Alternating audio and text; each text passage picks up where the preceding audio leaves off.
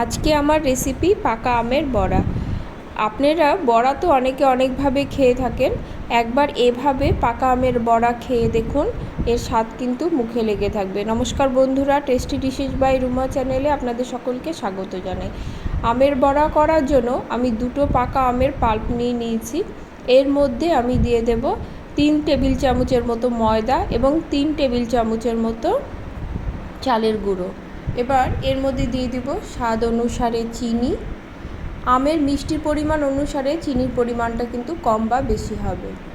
বেশ কিছুটা নারকেল কোড়া, আমি দুটো আমের ক্ষেত্রে অর্ধেক নারকেল কোড়াটা আমি ব্যবহার করেছি। সব উপকরণ ভালো করে মিশিয়ে নিয়ে বেশ কিছুক্ষণ সময় নিয়ে এই মিশ্রণটাকে ফেটাতে হবে। এই ফেটানোটা যত ভালো হবে বড়াটা কিন্তু ততটাই ফ্লপি এবং সফট হবে। একটু নুন দেব, এতে কিন্তু মিষ্টি স্বাদটাও ব্যালেন্স হয়, বড়াটা খেতেও ভালো লাগে। নুনটা দিয়ে আবারও ভালো করে মিশিয়ে নেব। অপর দিকে আমি কড়াতে তেল দিয়ে দিয়েছিলাম। তেলটা কিন্তু আস্তে আস্তে গরম করব। গ্যাসের ফ্লেমটা মিডিয়াম টু লোতে রেখে এই বড়াগুলো দিয়ে দেব।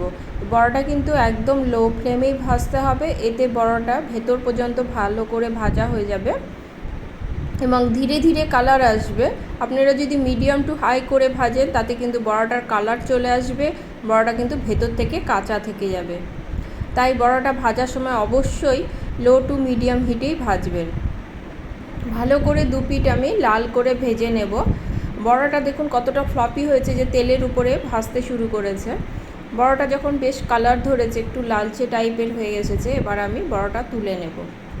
আমার এই কুকিং চ্যানেল করার মেন উদ্দেশ্য হলো যারা রান্না করতে ভয় পায় বা রান্নাকে বিশাল কিছু ভাবে, তাদের জন্য সহজ সরল রেসিপি সামনে নিয়ে আসা এবং এই রেসিপি ফলো করে কিন্তু তারা বাড়িতে এইরকম সুস্বাদু রান্নাগুলো খুব সহজেই করে নিতে পারবে।